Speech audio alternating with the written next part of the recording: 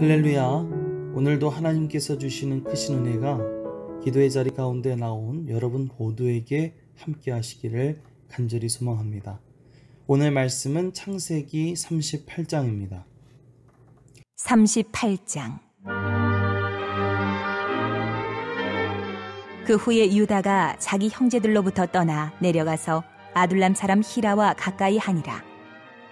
유다가 거기서 가나안 사람 수아라 하는 자의 딸을 보고 그를 데리고 동침하니 그가 임신하여 아들을 낳음에 유다가 그의 이름을 엘이라 하니라. 그가 다시 임신하여 아들을 낳고 그의 이름을 오난이라 하고 그가 또다시 아들을 낳고 그의 이름을 셀라라 하니라. 그가 셀라를 낳을 때에 유다는 거십에 있었더라. 유다가 장자 엘을 위하여 아내를 데려오니 그의 이름은 다말이더라. 유다의 장자 엘이 여호와가 보시기에 악함으로 여호와께서 그를 죽이신지라. 유다가 오난에게 이르되 내 형수에게로 들어가서 남편의 아우된 본분을 행하여 내 형을 위하여 씨가 있게 하라. 오난이 그 씨가 자기 것이 되지 않을 줄 알므로 형수에게 들어갔을 때에 그의 형에게 씨를 주지 아니하려고 땅에 설정하매 그 일이 여호와가 보시기에 악함으로 여호와께서 그도 죽이시니 유다가 그의 며느리 다말에게 이르되 수절하고 내 아버지 집에 있어 내 아들 셀라가 장성하기를 기다리라 하니 셀라도 그 형들같이 죽을까 염려함이라. 다말이 가서 그의 아버지 집에 있으니라.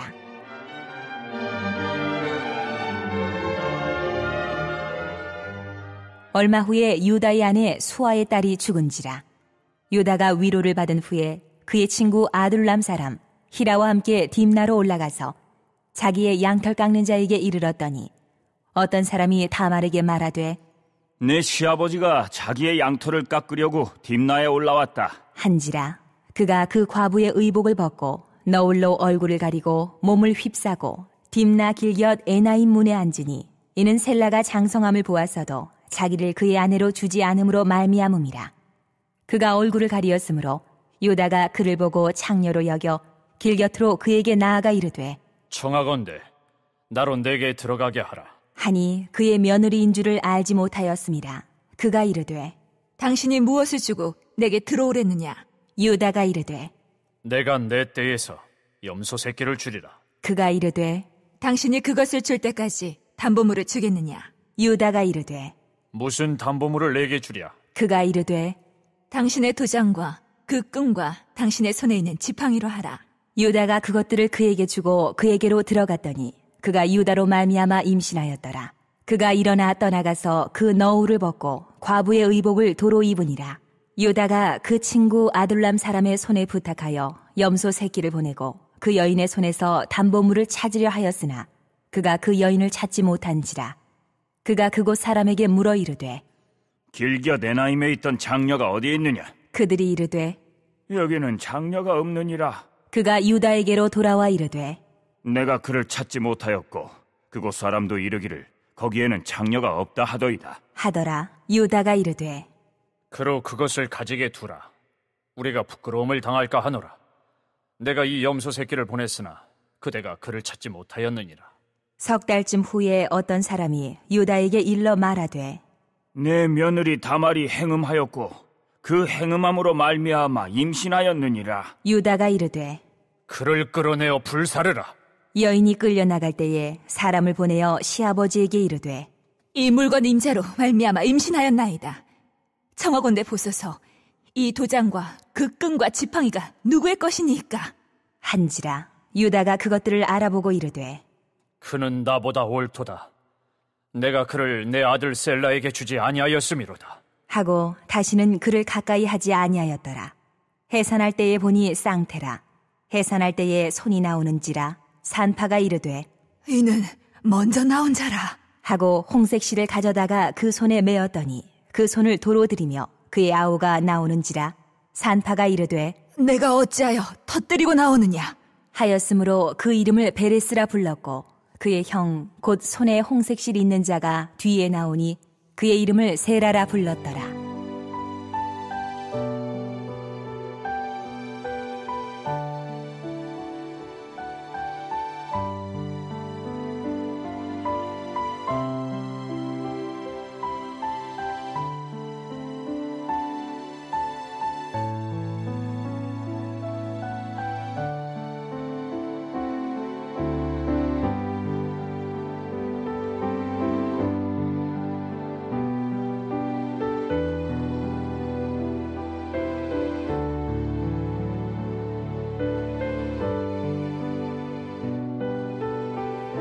창세기 37장에서 요셉이 종으로 팔려간 이야기가 나온 뒤 성경은 잠시 유다의 이야기를 들려줍니다.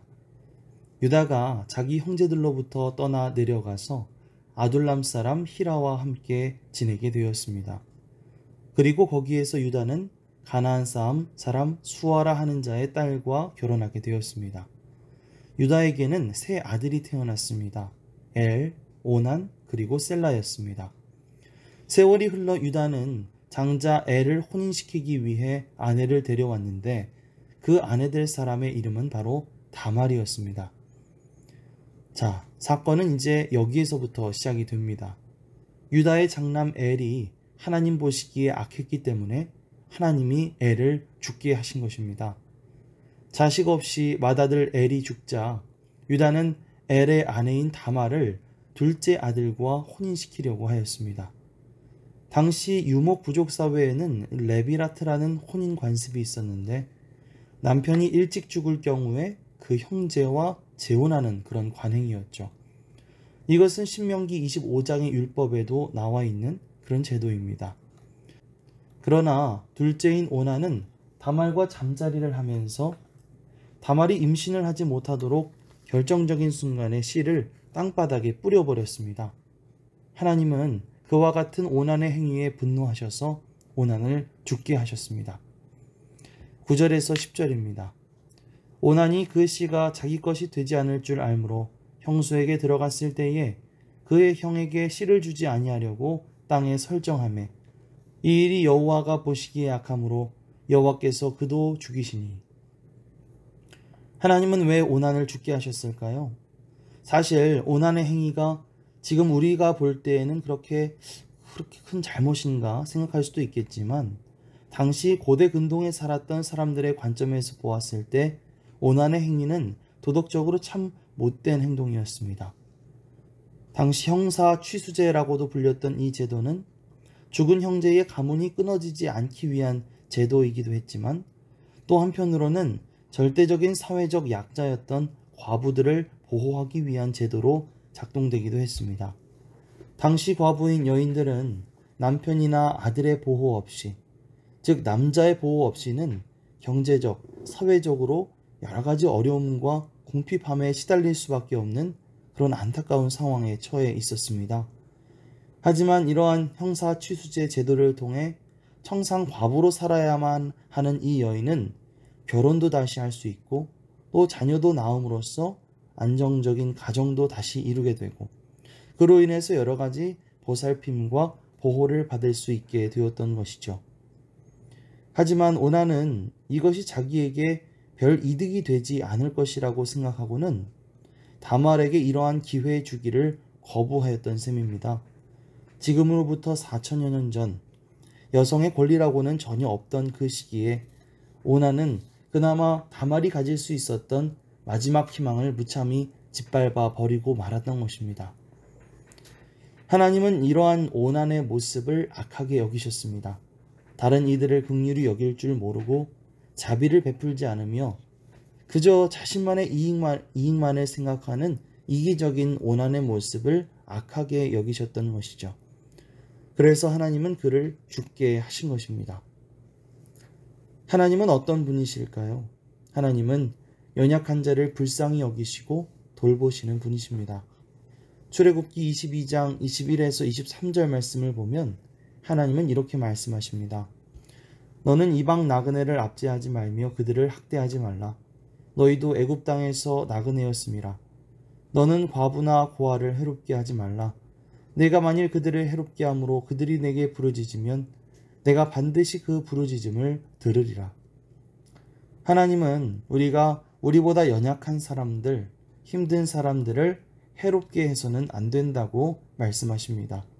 오히려 하나님은 나그네나 과부, 고아와 같이 약한 사람들을 위한 그런 하나님이시라고 말씀하시죠.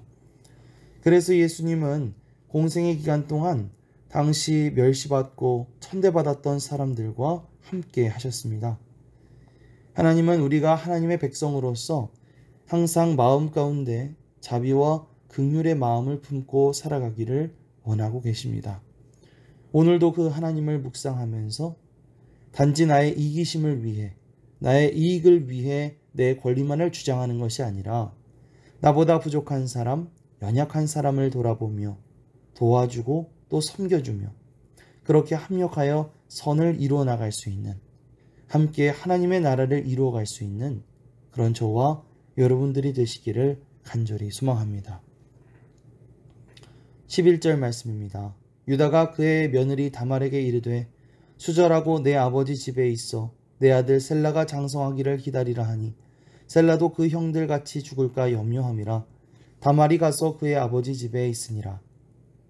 이제 유다에게는 어린 막내 아들 셀라가 남아 있었습니다. 하지만 유다는 셀라도 그 형들처럼 죽을까 봐 염려가 되었죠. 그래서 다말에게 셀라가 성인이 될 때까지 친정에 가서 기다리라고 말합니다.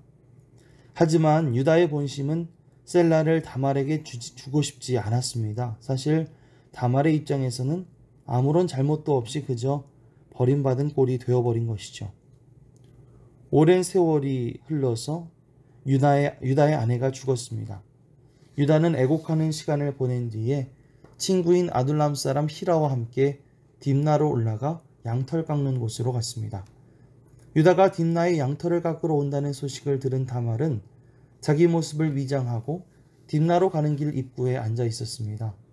유다는 지나가면서 다말을 보았지만 그녀를 자신의 며느리로 알아보지 못하고 창녀라고 생각했습니다.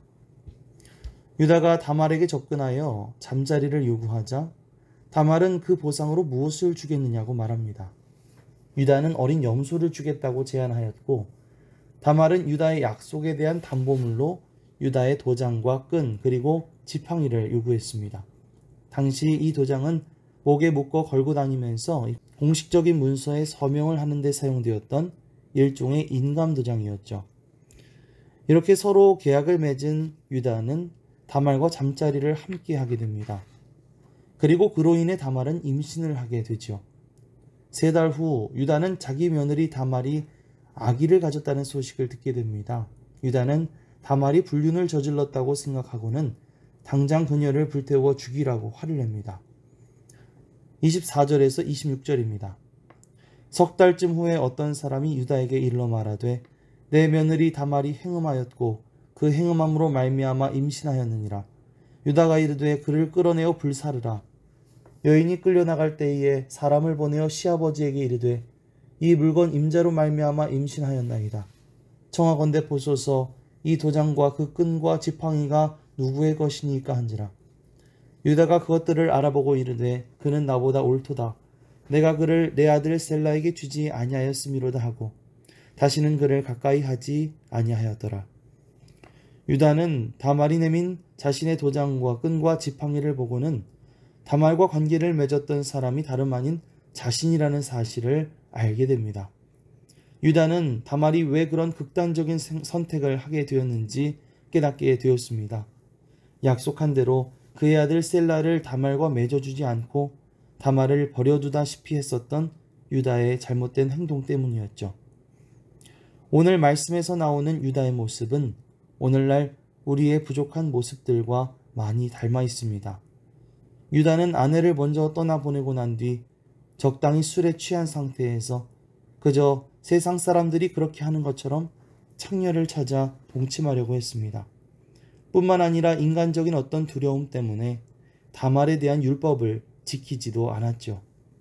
우리도 살아가다 보면 종종 내가 하나님의 백성 혹은 그리스도인이라는 사실을 망각한 채 잘못된 결정을 내리기도 하고 또 세상 사람들이 하는 것처럼 그저 똑같이 행동하는 잘못을 저지르기도 합니다. 그러나 그럼에도 불구하고 유다가 가지고 있었던 것은 자신의 잘못을 인정하고 책임지려는 자세였습니다. 26절 말씀에서 유다는 다말이 했던 그 극단적인 행동이 결국 자신의 잘못 때문이라는 사실을 인정합니다. 그리고 다시는 그녀와 가까이 하지 않는 절제된 행동을 보여주죠. 우리도 살아가다 보면 당연히 실수할 때도 많이 있고 또 하나님과 사람들 앞에 잘못을 저지를 때도 많이 있습니다. 그러나 우리에게 필요한 자세는 그러한 잘못들을 부인하고 회피하는 것이 아니라 그것을 인정하고 겸손하게 회개하는 자세, 그리고 다시는 그 죄를 저지르지 않도록 절제하고 인내하기에 힘쓰는 자세가 우리에게 필요한 줄 믿습니다. 또한 하나님은 그런 허물 많고 부족한 위다와 다말에게 베레스와 세라라는 자식을 주셨고 또 그 계보를 통해 예수 그리스도가 탄생하게 하셨습니다. 마찬가지로 하나님은 우리의 연약한 모습과 여러 가지 허물에도 불구하고 우리를 사용하기 원하시는 줄 믿습니다. 이 기도의 시간, 예수 그리스도의 십자가 앞에 자신의 모든 허물과 연약함, 죄를 시인하며 하나님의 긍휼을 구하며 겸손하게 기도하며 나아갈 수 있는 저와 여러분들이 되시기를 간절히 소망합니다. 하나님께서는 그런 우리를 통해서 주님의 귀한 일들을 이루어 가실 줄 믿습니다. 아멘. 합심기도 제목을 함께 읽겠습니다. 하나님, 나보다 부족하고 연약한 사람을 돌아보며 도와주고 섬기며 그렇게 합력하여 선을 이루어 가게 하옵소서. 우리의 연약함과 잘못을 겸손하게 인정하고 회개하며 예수 그리스도의 십자가 앞으로 나아가게 하옵소서. 하나님만 믿고 온전히 의지하는 깊은 은혜로 나아가게 하시고 매일 1시간 기도, 온라인 속회, 복받는 매일 1시간 성경 읽기에 큰 은혜를 내려 주옵소서. 코로나가 사라지게 하시고 모든 성도들의 가정과 자녀들과 일터와 사업장을 축복하여 주옵소서. 함께 합심해서 기도하겠습니다. 사랑과 은혜가 풍성하신 주님 고맙습니다. 오늘도 이 새벽 우리가 주님 앞에 기도하는 자리 가운데 나아갈 수 있도록 우리를 인도해 주셔서 감사드립니다. 오늘 창세기 38장 말씀을 통해서 우리를 향하신 하나님의 뜻이 무엇인지 다시 한번 생각해 보게 됩니다. 주님, 나보다 부족하고 연약한 사람을 우리가 늘 돌아보고 그들을 도와주고 섬기며 그렇게 합력하여 선을 이루어 나가며 세상에서의 빛과 소금 역할을 감당하는 것입니다. 그런 우리가 되게 하여 주시옵소서. 때로 우리가 하나님의 뜻을 벗어나 여러 가지 죄에 빠질 때가 많이 있습니다. 그러나 그런 우리의 연약함, 우리의 잘못을 주님 앞에 겸손하게 인정하며 회개하며 예수 그리스도의 십자가 앞에 나아가 주여 우리에게 긍휼을 베풀어 주시옵소서. 하나님만 믿고 온전히 의지하는 깊은 은혜 가운데 나아가게 하여 주시옵소서. 매일 1시간 기도, 온라인 속에 복받는 매일 1시간 성경 읽기에 큰 은혜를 내려 주옵소서. 코로나가 사라지게 하시고 모든 성도들의 가정과 자녀들과 일터와 사업장을 축복하여 주시옵소서. 감사드리며 예수 그리스도의 이름으로